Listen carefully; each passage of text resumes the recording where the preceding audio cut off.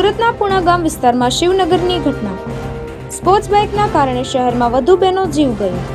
Sports bike લઈને ઓવરસ્પીડના કારણે અકસ્માત સર્જાયો. બીઆરટીએસ રૂટમાં બાઇક ચાલકનો અકસ્માત થયો.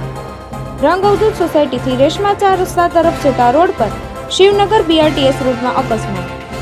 કેટીએમ સ્પોર્ટ્સ બાઇક પર 2 યુવકો હતા. સ્પોર્ટ્સ બાઇક ચાલક અને તેના મિત્રનું ઘટના સ્થળે જ મોત.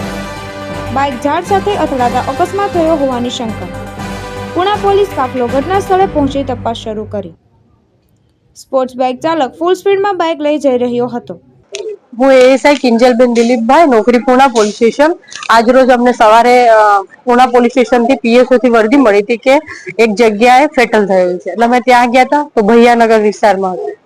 તો ત્યાં જઈને જોતા એક કેટીએમ ગાડી હતી અને ત્યાં 2 જણ મરણ હાલતમાં પડેલા હતા.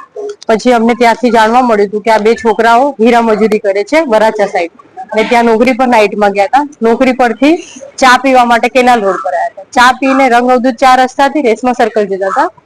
ત્યાં રસ્તામાં એમને ઝાડ સાથે ટકરાયેલા નિશાનો મળ્યા છે હાલ અમને તો ત્યાંથી ટકરાઈને કદાચ તે બીઆરટીએસ રૂટ પર પડીને મરણ ગયા હોય એવું જાણવા મળ્યું છે. એનું નામ શું છે? રોનક અશોકભાઈ સોલંકી અને દિવ્યેશ પ્રવીણભાઈ કોઠડિયા. પ્રાથમિકમાં તો એવું જ લાગે છે કે ઝાડથી ટકરાઈને મરણ ગયેલ છે. પછી આગળની તપાસ ઉપરી અધિકારીઓ કરે જ છે તે જગ્યા પર. હિતેશ પ્રજાપતિ, દ્રષ્ટિકોણ ન્યૂઝ, સુરત.